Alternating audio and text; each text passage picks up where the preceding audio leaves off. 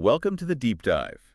Today we're jumping right into the messy reality of indie game development. Yeah, forget the shiny trailers for a second. Exactly. We've gathered some, real stories, raw discussions from developers actually in the thick of it. Stuff like stolen code, team betrayals that sound like something from a TV show. Right. And of course, the big one, just running out of money. It's kind of like Game of Thrones, maybe, but with more pixel art and fewer dragons. Ah, yeah, something like that. So consider this your sort of backstage look. And our mission here, for you listening, is really to get a handle on these key challenges. The code theft, the team drama, the financial cliff edge. And also what you can actually do about it, right? What support is out there. Exactly. Explore the solutions, the ways people are trying to navigate this stuff. Okay, so let's start with that first one, the stolen code. It sounds almost cinematic, a digital heist. It really does. And it's more common than you might think. We're not just talking similar ideas here. No, we hear from devs who find their specific, unique game mechanics just lifted, copied directly into someone else's game. Wow. How does that even happen? Well, there was this one story really stuck with me. A developer hired a freelancer, right, for some prototype work. Yeah. Turns out the freelancer just turned around and sold that exact prototype code to a rival studio. Oh, man. That's brutal, the betrayal there. Totally. And beyond just feeling violated, think about proving that legally. It's super hard, super expensive. Yeah, probably impossible for a lot of small indie teams, I guess. Pretty much, yeah. It's a huge barrier. And this ties into asset flips too, right? That's kind of related. Yeah, loosely. Asset flips are, games basically cobbled together using store-bought or sometimes borrowed assets. Very little original work involved. Right. I remember hearing a lot about those back in the Steam Greenlight days. Exactly. That era definitely saw a lot of that. It just highlights how vulnerable original work can be. So what can devs do? Just hope for the best. Well, not entirely. There are communities trying to help, like indie game business. Oh, yeah? What do? They offer things like legal workshops, guides on how to actually use the DMCA takedown process, the official way to ask platforms to remove infringing content. Okay, so there's some tools, some resources out there. That's good to know. It's something, yeah, gives developers a bit more power at least. All right, let's shift gears a bit. Stolen code is bad, but betrayal from within your own team. That feels even worse somehow. Oh, absolutely. It goes way beyond just hurt feelings. It can actually kill a project dead. Really? How so? Well, we came across the story of a two-person team. They had a falling out, a bad one. And in the split, one person took all the code, the other took all the art. Oh, no. So neither of them could actually release the game. All that work just gone because neither had the complete picture. Wow. That's a nightmare scenario, a total creative wipeout. Exactly. It shows how interlinked everything is. Trust is just fundamental. And it's not always that, dramatic split, is it? Sometimes it's more subtle. Right. We also hear about things like, say, a co-founder just deciding to leave, which happens. Sure. But then they immediately start working on a game that's directly competing with the one they just left. Oof. That's a real gut punch. Yeah. And it makes you think about setting things up properly from the start. Like with contracts and stuff, even if it's just you and a couple of friends. Definitely. That's something the Indie Game Movement podcast talks about a lot. Get it in writing. Even for small teams. Especially for small teams. They say, whether it's 5 people or just you and your cat, you need clear agreements. Who owns what? Who does what happens if someone leaves or, things go wrong. Bribing the cat with traits, maybe? Hey, whatever works. But seriously, managing those relationships and expectations up front is just crucial. Okay, that makes sense. Now, let's talk about the elephant in the room for many indies. Money. Or the lack of it. Bankruptcy. Ah, yes. The financial tightrope. It's a constant pressure. You can have the best game idea ever, but if the funding dries up...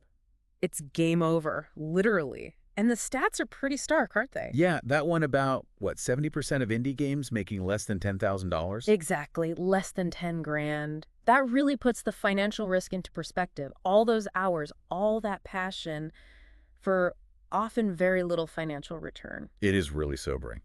But it's not all doom and gloom, right? There are stories of studios pulling through. Oh, for sure. There's resilience, too. We heard about terrible posture games. Apparently, they were right on the brink, about to fold. Oh, happened. Incredibly, they got saved by funding from another indie developer.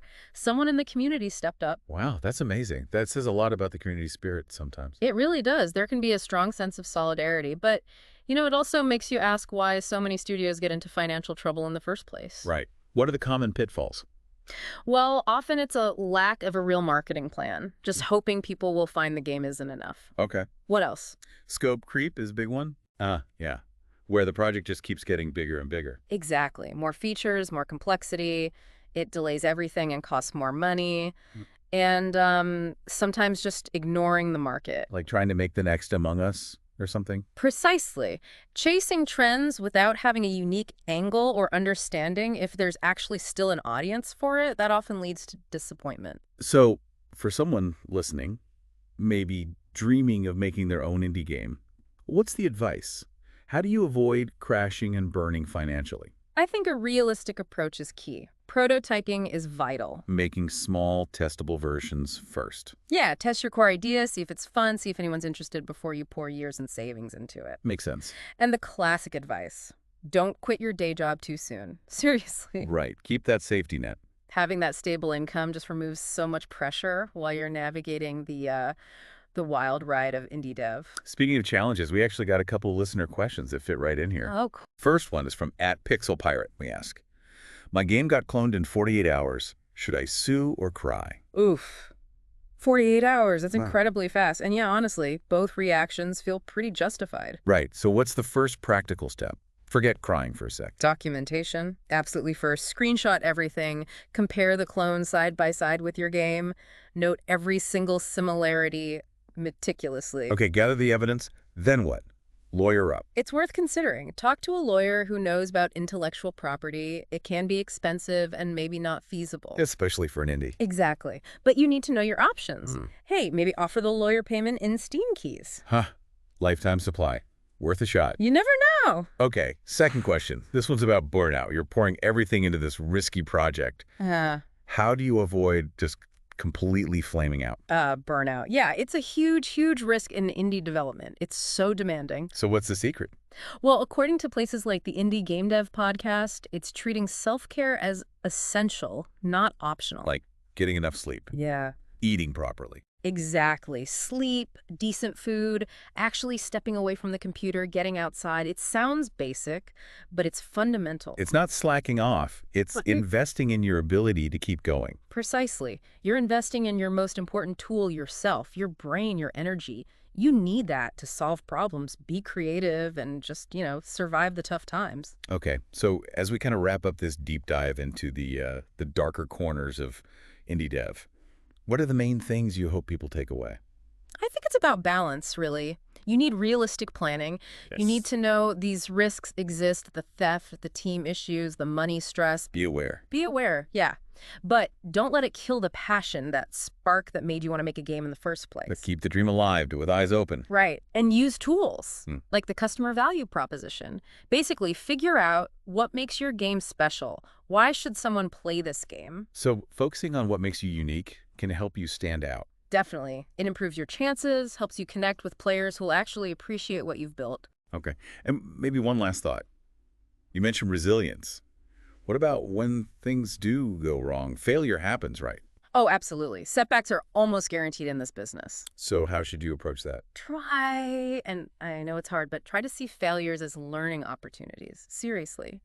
What went wrong? Why? What can you do differently next time? Learn from the mistakes. Yeah. And some devs even turn their struggles into content. They write blog posts, do devlogs about the challenges. Right. Share the journey, warts and all. Exactly. It builds community, it's relatable, and it reframes failure as just part of the process. It builds that resilience muscle. Embracing the chaos, maybe? Something like that. Continuous learning, adapting.